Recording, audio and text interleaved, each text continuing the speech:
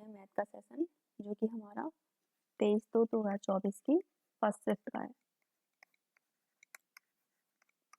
ठीक है, तो क्वेश्चन नंबर फर्स्ट, 28 संख्या का औसत 110 है।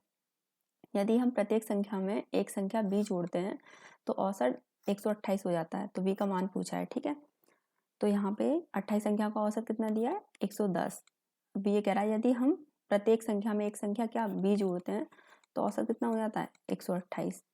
तो बस यहाँ से b का मान निकालना है।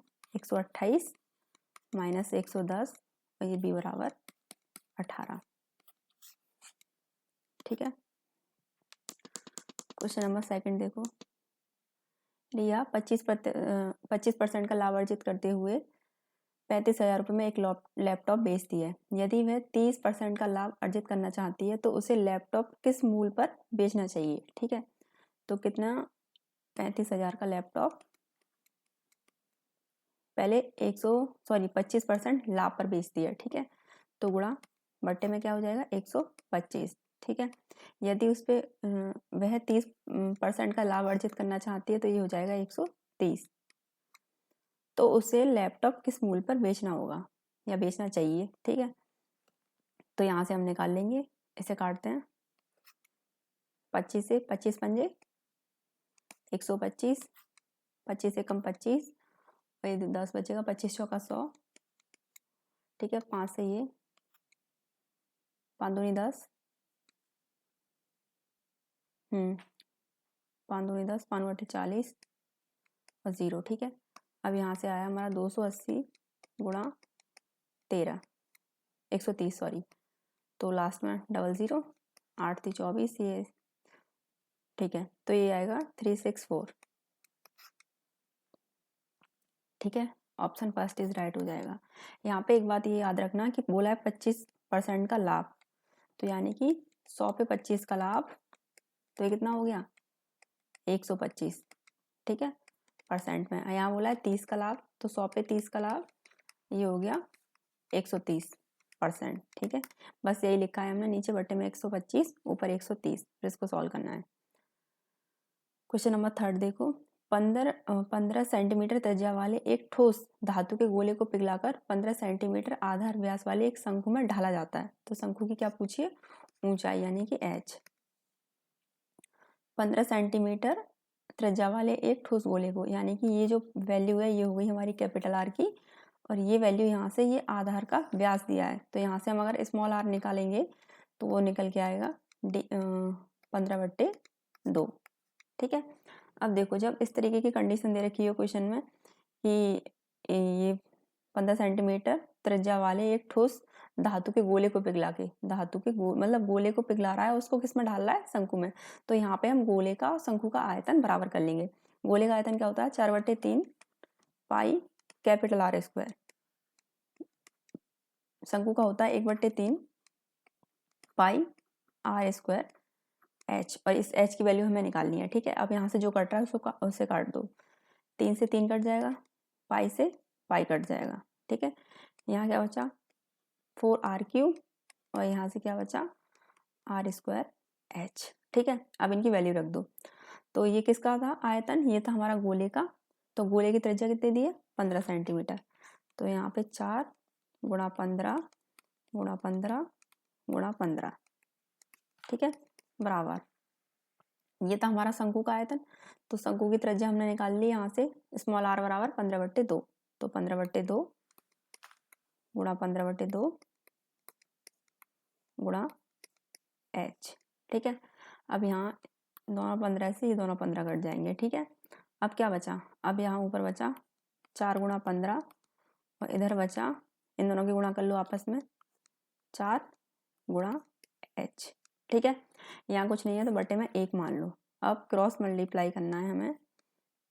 ठीक है, इनकी गुणा इसमें करो तो वहाँ से आएगा 4 गुणा 15 गुणा 4, और ये बराबर में क्या रहेगा इधर हमारा h। एक की गुणा इस एक में करेंगे 1 और एक की गुणा इस h में करेंगे तो h। ठीक है, अब इसको सॉल्व करना है। 15 चौका 60 गुणा 4 बराबर h, 6 चौक 24 और 0 का 0 आ जाएगा बराबर h। तो हाइट हमारी कितनी आई? ऊंचाई 240 सेंटीमीटर। ठीक है। क्वेश्चन नंबर 4 देखो, M1 अकेले एक काम को 14 दिन में करता है। M1 अकेले एक काम को कितने दिन में कर रहा है? 14 दिन में। M2 अकेले उसी काम को कितने दिन में कर रहा है? 70 दिन में। अब ये कह रहे हैं ठीक है पूरा कर सकता है। M3 की सहायता से वे उसी काम को 7 दिन में पूरा करते हैं। कौन? M1 और M2 किसकी हेल्प लेते हैं? M3 की, और तीनों मिलके उसी काम को कितने दिन में कर देते हैं? फिर ये 7 दिन में। ठीक है, यहाँ से हम लेंगे इन तीनों का एलसीएम। तो देखो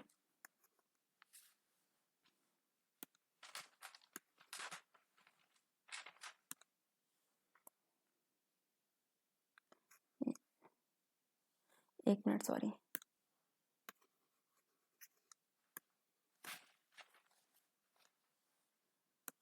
M1 एक काम को कर रहा है 14 दिन में, M2 उसी काम को कर रहा है 70 दिन में। ठीक है, अब देखो इनकी एफिशिएंसी, एलसीएम तो हमने लिया ही नहीं। अब इनका एलसीएम कितना आएगा? एलसीएम आएगा 70। ठीक है, अब 14 से 70 5 बार, 70 से 70 1 बार, और 7 से 70 10 बार। ये आगे इनकी कार्य क्षमता। ठीक है, कार्य क्षमता ये एफिशिएंसी होती है। ये आगे इन तीनों की कार्य क्षमता। उसके बाद किसका पूछा है कि M3 अकेले उस काम को कितने दिनों में पूरा करेगा। ठीक है, तो यहाँ से हम M3 की कार्य क्षमता निकालेंगे। कैसे? M1 की कितनी है? 5, तो 5 रखो। M2 की निकाल ली हमने, कितनी आई? 1, तो 1। अब हमें M3 की निकालनी है, और तीनों की बराबर कितनी आई है कार्य क्षमता? वो आई है 10। तो यहाँ से M3 कितना निकल आएगा? 10 माइनस इन दोनों को जोड़ देंगे, 5 और 1 6, तो ये M3 यहाँ से निकल आया 4। ठीक है, अब टोटल काम कितना था? वो था हमारा 70। हमें कराना M3 से, जिसकी कार्य क्षमता है 4, तो कितनी बार जाएगा? 4 एकम 4, 4 7 28, और ये 5, यानी कि 17.5। ठीक है, क्वेश्चन नंबर 5 देखो, एक वस्तु का अंकित मूल्य उसके क्रय मूल्य से 25% क्या है? अधिक है। तो 25% की फ्रैक्शन बना लो, 25 चौका 100, यानी कि 1/4। अब ये अधिक कह रहा है, तो 4 में 1 को जोड़ेंगे तो ये कितना हो जाएगा? 5/4। ठीक है, अब देखो क्वेश्चन देखो, अंकित मूल्य यानी कि MP उसके क्रय मूल्य से 25% अधिक है, यानी कि 5/4 आ गई। ठीक है, दुकानदार अपनी वस्तु को लाभ पे बेचने के लिए अधिकतम कितने प्रतिशत की छूट दे सकता है? ठीक है, तो यहाँ से ये CP था, MP और CP का रेशियो कितना आ जाएगा? 5/4। कितने की छूट दी? 1 की। कितने पे? MP, यानी कि 5 पर गुणा 100। यहाँ से काटेंगे तो कितना आएगा? 20%। ठीक है, ये आ गया हमारा डिस्काउंट। अगर डिस्काउंट की बात हो रही हो, जैसे इसने पूछा है छूट ही तो पूछा था हमसे, डिस्काउंट की बात हो रही हो, तो हमेशा याद रखना इनका डिफरेंस लेके हम बटे में रखते हैं MP को, यानी कि अंकित मूल्य को। अगर यहीं पे आपसे पूछता प्रॉफिट या लॉस, यानी कि लाभ या हानि, तो आप बटे में क्या रखते?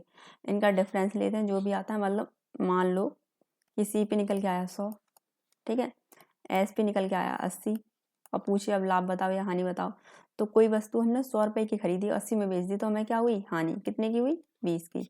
किस पे होगी? अब वो होगी हमारी CP पे, यानी कि 100 पे। ठीक है, तो 100 से 100 कट जाएगा तो कितना आ जाएगा? 20%। जब लाभ हानि की बात होती है तो बटे में CP, जब छूट पूछता है तो हमेशा बटे में याद रखना MP रखते हैं। ठीक है, यानी कि अंकित मूल्य। क्वेश्चन नंबर 6 देखिए, 555 प्लस 44 गुणा 2 डिवाइड में 11। ठीक है, माइनस बटे 11 माइनस 25 गुणा 3। तो ये बॉड मास रूल हम इसमें अप्लाई करेंगे पूरे में। सबसे पहले हम करेंगे डिवाइड, तो हमने 2/11 लिख लिया। ठीक है, इससे ये कितनी बार कटेगा? 4 बार। तो 4 गुणा 2, और ये इनकी गुणा कर लो आपस में, 25 दिया 75, 4 दूनी 8, और ये कितना? 75। ठीक है, अब क्या करना है? इनको जोड़ो आपस में, जोड़ के आएगा 563 माइनस 75, तो आंसर कितना आया 488। ठीक है। क्वेश्चन नंबर 7 देखो। 70 मीटर स्क्वायर, 84 मीटर स्क्वायर और 112 मीटर स्क्वायर क्षेत्रफल वाले, क्या क्षेत्रफल वाले 3 आयताकार मैदान को समान आयताकार फूलों की क्यारी में बांटा जाना है। ठीक है। इसमें प्रत्येक की लंबाई कितनी दे रखी है, 7 मीटर है। तो ये आयताकार मैदान हो गया जिसमें हमें प्रत्येक की लंबाई दे दी है कि 7 सेंटीमीटर है। ठीक है। अब ऐसे ही हमें 3 मैदान दिए हैं, तो आयताकार मैदान का जो क्षेत्रफल होता है, इसका क्षेत्रफल क्या होता है, इसका क्षेत्रफल होता है लंबाई गुणा चौड़ाई। ठीक है। तो फर्स्ट वाला देखो, लंबाई गुणा चौड़ाई कितना दिया है, क्षेत्रफल 70 सेंटीमीटर। ठीक है। इसमें इसने हमें बोल दिया कि लंबाई इसने पहले हमें दे दिया, सभी की सेम है, यानी कि यह है 7, 70 है, 7 दे दिया, तो यहाँ कितना आ जाएगा 10। ठीक है। अब सेकंड वाले का देखो, लंबाई गुणा चौड़ाई बराबर 84। यहाँ पे भी इसने बोल दिया कि 7 सेंटीमीटर लंबाई है सभी की बराबर, तो यहाँ कितना आ जाएगा, यहाँ आ जाएगा 12। ठीक है। तो ये हो जाएगा 84। थर्ड वाला देखो, लंबाई गुणा चौड़ाई बराबर 112 मीटर स्क्वायर, ये यहाँ 7 है, तो ये आ जाएगा 16 बराबर 112 मीटर स्क्वायर। ठीक है। अब हमसे पूछा क्या है, हमसे पूछा है चौड़ाई यानी कि बी, कि बी क्या होगा।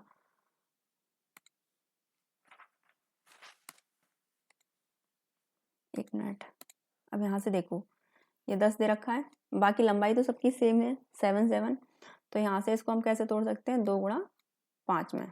ठीक है। ऐसे ही यहाँ पे 12 दे रखा है, इस 12 को हम कैसे तोड़ सकते हैं, 2 गुणा 6 में। ऐसे ही यहाँ पे ये 16 दे रखा है, इसको कैसे तोड़ सकते हैं, 2 गुणा 8 में। तो यहाँ से हमें SCF निकालना है, यानी कि एक कॉमन नंबर जो सब तीनों में आ रहा हो, तो वो कॉमन नंबर क्या है, वो है 2, और ये 2 ही क्या है हमारी, ये है हमारी चौड़ाई यानी कि बी। ठीक है। तो ऑप्शन सेकंड इज राइट हो जाएगा। क्वेश्चन नंबर 8 देखो, 4x x + 4 और ये 3x - 1, x की वैल्यू हमें दे रखी है 2, तो बस वही रखनी है, गुणा 2, 2 + 4, 3 गुणा 2 - 1, 4 दूनी 8, जोड़ दो 6, 3 दूनी 6 में से 1 गया तो 5। अब क्या कह रहा है कि चतुर्थ समान अनुपात ज्ञात करना है इसका। ठीक है। तो ये वाली कंडीशन यहाँ पे x दे रखा हो, हमें इसकी वैल्यू निकालनी है, तो ये हो जाएगा यहाँ से 8/6 और बराबर 5/x। ठीक है। 2 से काटो 4 बार, ये 3 बार, तो यहाँ से इन दोनों की गुणा क्रॉस मल्टीप्लाई कर लो, इसकी इसमें करेंगे तो 5 तिया 15। ठीक है। इसकी करेंगे तो ये 4x, यहाँ से x की वैल्यू निकालनी है, तो 15/4 और ये x। ठीक है। चतुर्थ अनुपात का फॉर्मूला होता है, जैसे यहाँ तो हमें दे दिया था, x की वैल्यू दे दी थी और ये 3 इक्वेशंस दे दी थी, जिसमें हमें x की वैल्यू पुट करके हमने ये नंबर निकाली है 8/6 समानुपात 5/x। ठीक है। अब इसका फॉर्मूला होता है, जैसे मान लो वो 4 नंबर a अनुपात b समानुपात c अनुपात d है, तो यहाँ से a/b बराबर c/d, ये इसका फॉर्मूला होता है। यहाँ पे इसकी वैल्यू हमें 8 दे दी, मान लो इसकी 6 दे दी, इसकी 5 दे दी, और ये हमसे निकलवाया था। ठीक है। तो यही तो किया था हमने, 8/6 = 5/x, और हमने x की वैल्यू यहाँ से निकाल ली थी। ठीक है। अब क्वेश्चन नंबर 9 देखिए, जॉन एक बैंक खाते में 1200 रुपये जमा किए, 4 वर्ष बाद उस खाते में कुल धनराशि 1400 रुपये है, तो उस धनराशि पर साधारण ब्याज की वार्षिक दर ज्ञात कीजिए। ठीक है। देखो, जॉन की जगह मानो अपने आप को। ठीक है। आप लोग बैंक में गए और बैंक में जाके आपने 1200 रुपये जमा कर दिए, फिर उसके बाद आप लोग जाते हैं 4 साल बाद। ठीक है। और 4 साल बाद जाके आप देखते हैं कि आपने जो 1200 रुपये जमा किए थे वो अब कितने हो गए हैं, वो हो गए हैं अब 1400। तो 1200 से 1400 हुए, कितने एक्स्ट्रा हुए, 200। अब ये 200 रुपये जो एक्स्ट्रा हुए ये क्या है, ये आपका ब्याज है ना, आपको 1200 रुपये पे ब्याज मिला, 4 साल के लिए कितना मिला, 200। ठीक है। ब्याज मतलब ये है आपका SI। ठीक है। अब SI निकल आया यहाँ से हमारा। अब फॉर्मूला क्या होता है साधारण ब्याज का, यानी कि साधारण ब्याज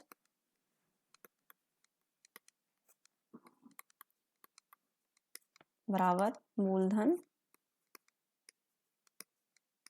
गुणा दर गुणा समय बटे में 100। ये बेसिक फॉर्मूला होता है और मेरे हिसाब से सभी को याद होना चाहिए। ठीक है, यहाँ से हमने ब्याज निकाल ली अपनी, कितनी निकल के आई 200, तो ब्याज की जगह इसकी वैल्यू रख देंगे। ठीक है, बराबर में मूलधन कितना है हमारा, मूलधन यानी कि स्टार्टिंग का जो अमाउंट था प्रिंसिपल था वो था हमारा 1200 गुणा दर, दर इसने हमसे निकलवाई है कि साधारण ब्याज की वार्षिक दर ज्ञात कीजिए, दर इसने हमसे निकलवाई है यानी कि आर।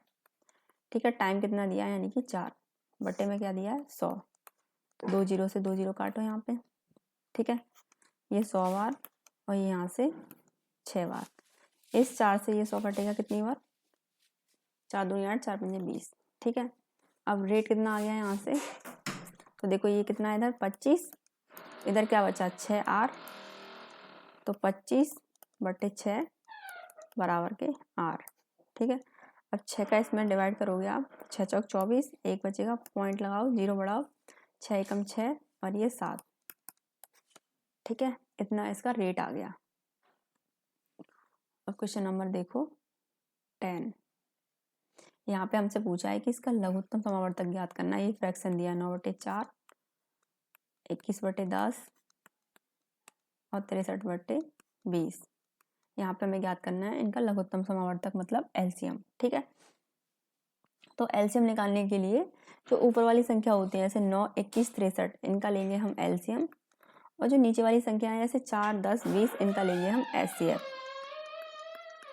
ठीक है, तो एलसीएम निकालने के लिए आप लोगों को पता ही है सिंपल मेथड जो है आप लोगों का, जैसे 9, 21, 63। ठीक है, 3 तिया 9, 3 सत्ते 21, 3 दूनी 6 और 3 एकम 3। ठीक है, फिर 3 से डिवाइड करते हैं इसको, 3 एकम 3, 7 का 7 रहेगा, 3 सत्ते 21, फिर 7 से 1 1 और 1 मतलब 1 का 1 है ये, 7 एकम 7, 7 एकम 7, नीचे 1 1 1 बनना चाहिए एलसीएम में जब तक हम उसको सॉल्व करते हैं। तो यहाँ से हमारा एलसीएम कितना आ गया, 3 गुणा 7, 3 तिया 9 और 7 तिया 63, तो एलसीएम आ गया हमारा 63। अब हमें निकालना है एचसीएफ, तो 4, 10, 20 का निकालना है एचसीएफ, 4, 10, 20 का क्या निकालना है एचसीएफ। आप लोगों को याद हो एचसीएफ मैंने लास्ट पीछे वाली वीडियो में भी निकलवाया था, तो डिवाइड मेथड से सिखाया था। ठीक है, तो 4 का डिवाइड कर लो 10 में, या 10 का डिवाइड कर लो 20 में। पहले 4 का डिवाइड करते हैं 10 में, तो 4 दूनी 8, 2 बचे, 10 में से 8 गए, तो ये वाला 4 उठा के लाओ यहाँ पे। ठीक है, फिर 2 दूनी 4, कट गया ना पूरा पूरा। ठीक है, तो एचसीएफ यहाँ से क्या हो गया, एचसीएफ हो गया ये 2। ठीक है, अब दूसरा भी देख लो, दूसरा डिवाइड, या 10 का कर लो 20 में, 10 का 20 में करोगे, 10 दूनी 20, 10 दूनी 20,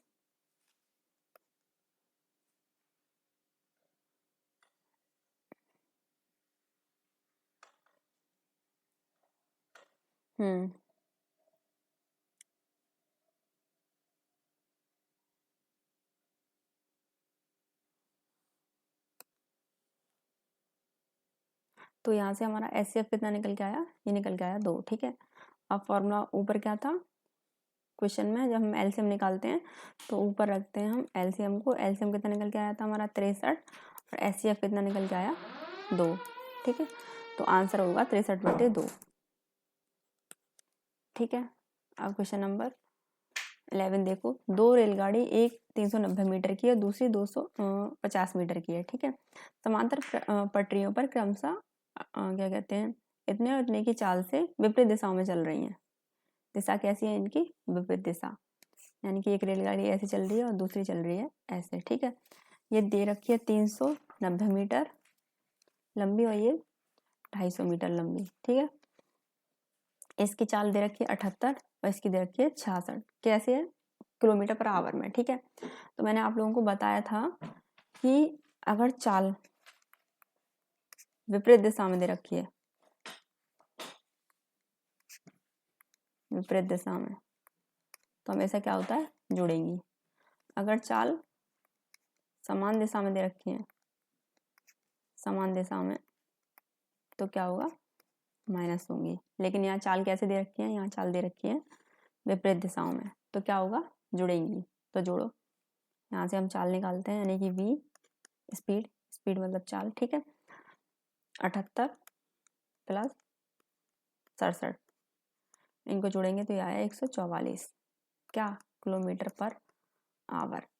क्या आपका आंसर किलोमीटर पर आवर में है, वो सॉरी टाइम है, तो क्या टाइम आप लोगों का घंटे में दे रखा है, नहीं, टाइम कैसे दे रखा है, सेकंड में, और यहाँ पे टाइम किस में, घंटे में। तो इसको चेंज करो 144 को मीटर पर सेकंड में, तो 5/18 से गुणा करेंगे और ये पूरा चेंज हो जाएगा, ये हो जाएगा मीटर पर सेकंड में, ठीक है। एक बात याद रखना, जैसे यहाँ पे चाल दे रखी थी हमारी किलोमीटर पर आवर में, ठीक है, और इसको मीटर पर सेकंड में चेंज कराया है, तो हमने 5/18 से गुणा किया और ये चेंज हो जाएगा मीटर पर सेकंड में। तो किलोमीटर बड़ी वो होती है यूनिट, मीटर छोटी यूनिट होती है, ठीक है। तो जब छोटी यूनिट होती है तो हम ऊपर जो नंबर रखेंगे वो छोटा रखेंगे, यानी कि 5/18। अगर सवाल में दे रखा होता मीटर पर सेकंड और आपसे कहता है कि किलोमीटर पर आवर में चेंज करो, तो हम फिर गुणा करते हैं 18/5 से और ये किलोमीटर पर आवर में चेंज हो जाता, ठीक है। क्यों, किलोमीटर आवर बड़ी वो है, किलोमीटर बड़ी यूनिट है हमारी, तो फिर नंबर भी ऊपर बड़ा आएगा, यानी कि 18/5।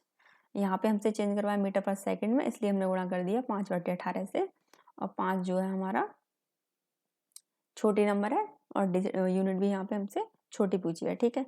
अब इसको 18 से 18×45, 8×6=48, 8 चौक सॉरी ये 18 से कटेगा, एक मिनट, हाँ तो देखते हैं, इसको सॉल्व करते हैं। ये 144 गुणा 5/18, ठीक है। अभी 18 से 8 बार और यहाँ से आ गया 8 गुणा 5, यानी कि 40 मीटर पर सेकंड। ये तो हमारी सिर्फ चाल आई है, हमसे क्या निकलवाया, हमसे निकलवाया है समय, यानी कि टाइम। तो चाल बराबर क्या होती है, दूरी बटे समय, लेकिन टाइम हमसे निकलवाया, तो टाइम बराबर क्या हो जाएगा, d/v। अब डिस्टेंस कितनी है, डिस्टेंस दे रखी है आपको, एक तो 390 मीटर दी है और दूसरी 250 मीटर दी है, तो इन दोनों को जोड़ो।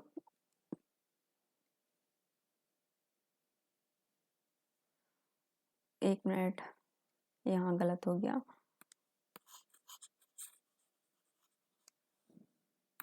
हमसे t निकलवाया है, तो t/v बराबर d, तो t बराबर d/v, ठीक है। तो डिस्टेंस कितनी दे रखी है, 390 प्लस 250, टाइम कितना दे रखा है, अब 40 मीटर पर सेकंड, ठीक है। इन दोनों को जोड़ देंगे, ये कितना आएगा 640 और ये 40 मीटर पर सेकंड, ठीक है। यहाँ 0 से 0 काट देंगे, 4 एकम 4 और ये यहाँ से आ गए 6, 4 चौक 16, ये आ गया यहाँ से सेकंड, यानी कि टाइम कितना निकल आया, 16 सेकंड। देखो समझ में आया, यहाँ कुछ नहीं है, 1 मानो। चाल बराबर होता है दूरी बटे समय, हमें निकालना है टाइम, तो t की गुणा इसमें करो, d की गुणा 1 में करो, तो t की गुणा b में की t भी हो गया और d की गुणा 1 में की d हो गया, लेकिन हमें सिर्फ चाहिए टाइम, यानी कि t। तो t इधर रखो, b को d के बटे में पहुंचा दो, पहुंचा दिया। अब यहाँ से निकल आएगा हमारा टाइम। अब d कितनी दी है, ये बटे में है, यानी कि डिवाइड में, d कितने दी है 390 और 250, v यानी कि चाल कितनी दी हमने निकाल ली थी ना यहाँ से अभी 40, ठीक है।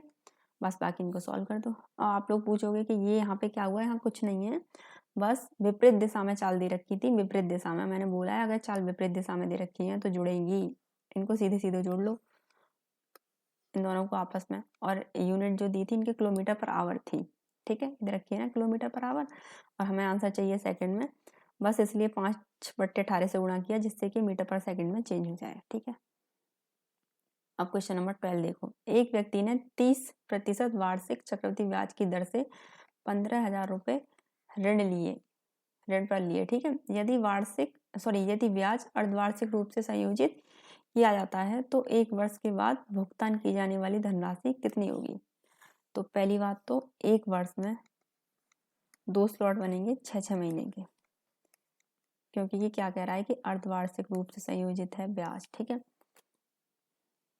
और अगर हमें दर दे रखी है 30%, यानी कि रेट यानी कि दर, ठीक है, तो इसमें हम बटे से करेंगे 2, तो यहाँ से कितना निकल के आएगा 15%। बटे 2 क्यों किया है, वो इसलिए क्योंकि 6 महीने के स्लॉट बनने हैं, तो बटे 2, ठीक है। अब देखो 15% के फ्रैक्शन देख लो कितनी होती है, 15/100, 5 दिया 15, 5 दूनी 10, 3/20, ठीक है। अब यहाँ से हमारा पी और ए का रेशियो निकल आएगा, ठीक है।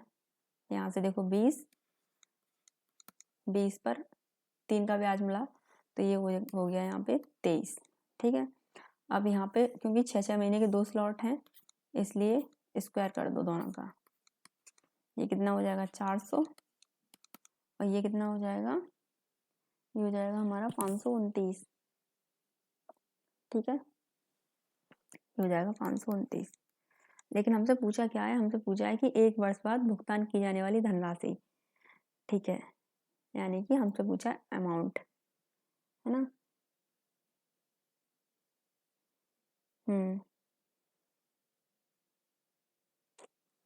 तो यहाँ से मतलब 400 की जो वैल्यू हमें दी है ना, वो दी है इसने 15,000। देखो चक्रवृद्धि ब्याज की दर से 15,000 रुपये ऋण पर लिए, ठीक है, 15,000,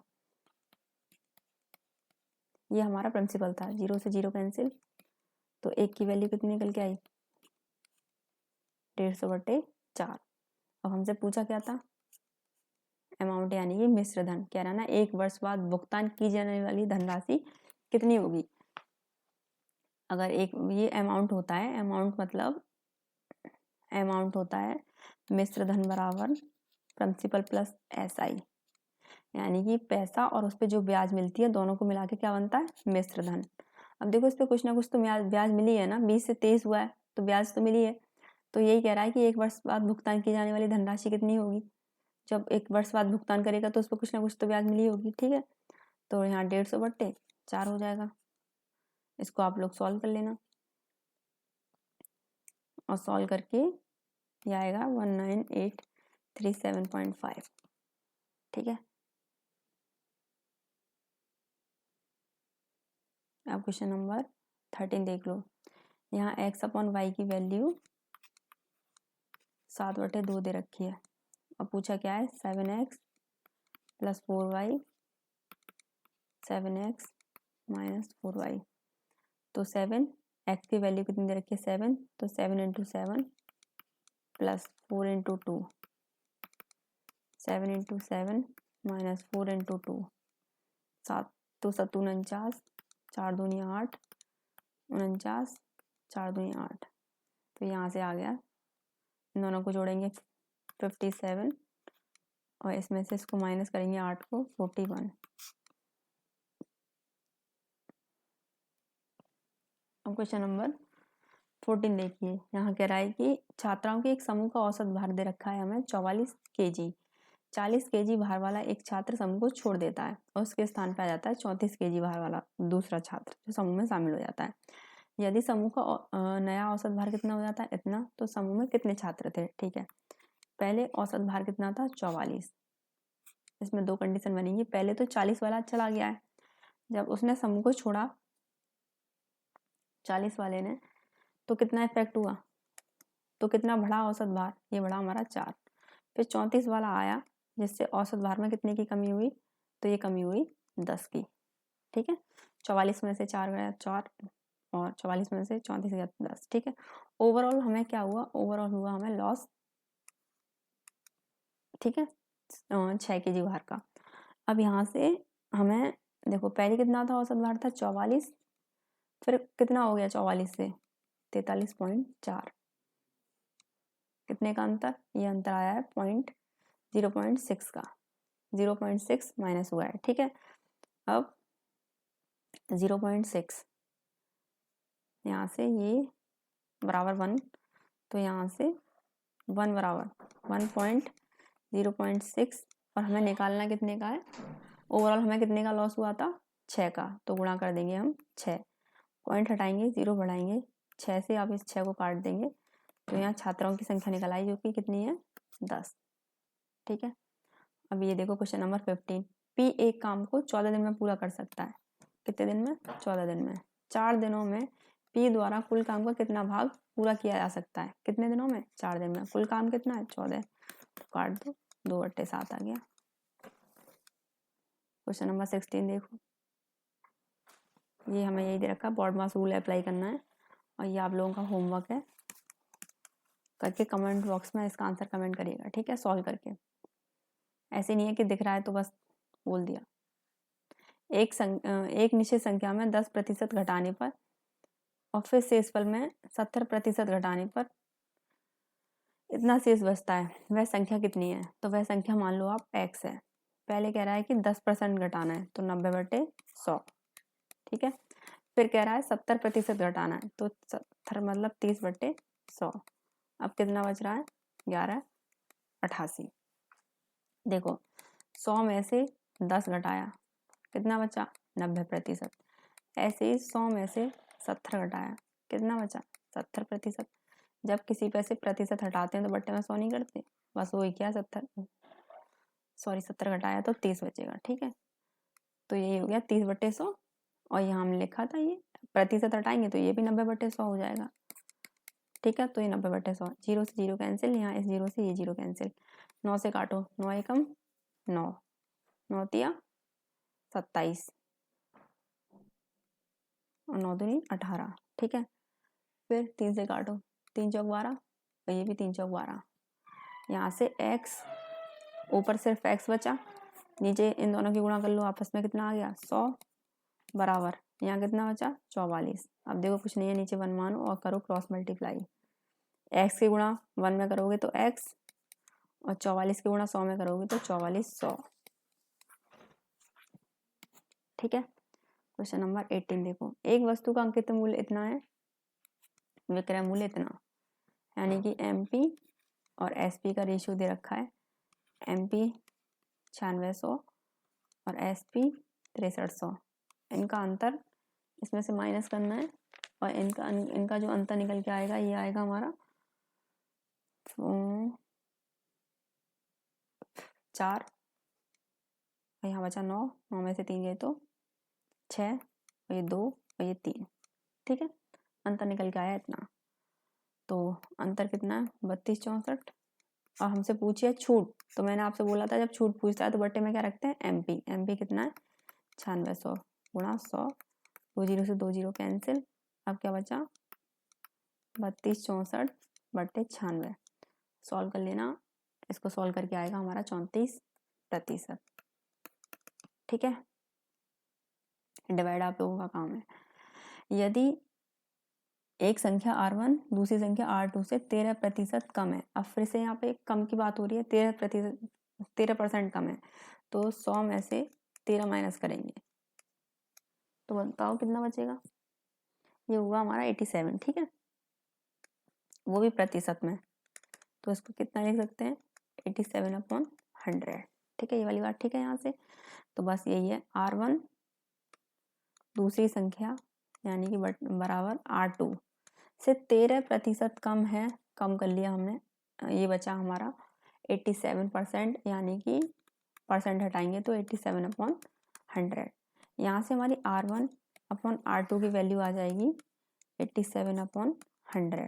अब देखो जो लाइन जो दी है, R2 5600 के 50% अधिक है, यानी कि R2 की वैल्यू निकलेगी, देखो यहाँ से कितना? 5600 से कितना अधिक है? 50%।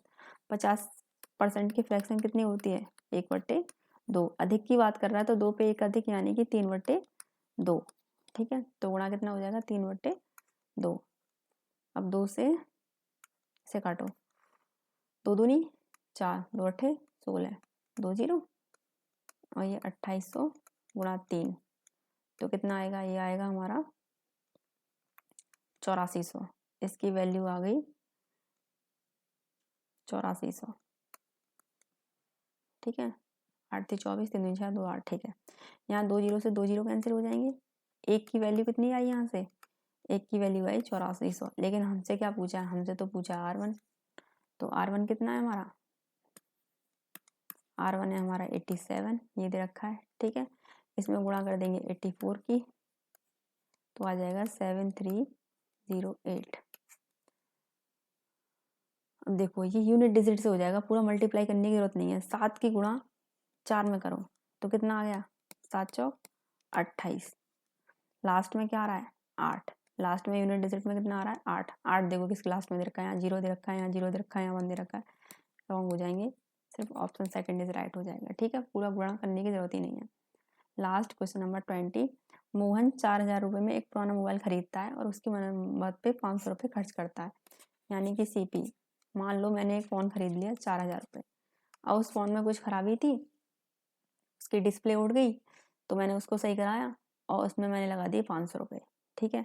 तो ये भी मैंने ही दिया ना अपनी जेब से, तो ये भी क्या हो गया हमारा, इन दोनों को जोड़ेंगे ये हो गया 4500, तो CP कितना हो गया हमारा 4500, ठीक है, यानी कि खरीदा। और SP कितना है हमारा, SP यानी कि बेचना, तो कितना दे रखा है 5000। अब ओवरऑल बताना है, मैंने कोई चीज़ 4500 की खरीदी, 5000 में बेच दी, तो कितना प्रॉफिट हुआ 500 का, कितने पे, यानी कि CP पर, क्रय मूल्य पर। 2 जीरो से 2 जीरो कट,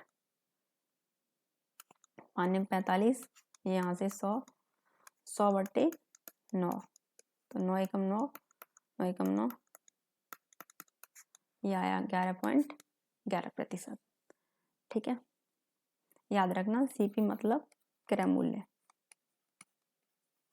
और SP मतलब विक्रय मूल्य। क्रय मूल्य होता है कोई चीज जो हमने खरीदी है, ठीक है, यानी कि खरीदना, और विक्रय मूल्य होता है कोई चीज जो हमने बेची है, ठीक है। इतनी बात ध्यान रख लेना, जिनका जो अभी बेसिक से स्टार्ट कर रहे हैं ना, वो लोग, उन लोगों के लिए बताया है, ठीक है।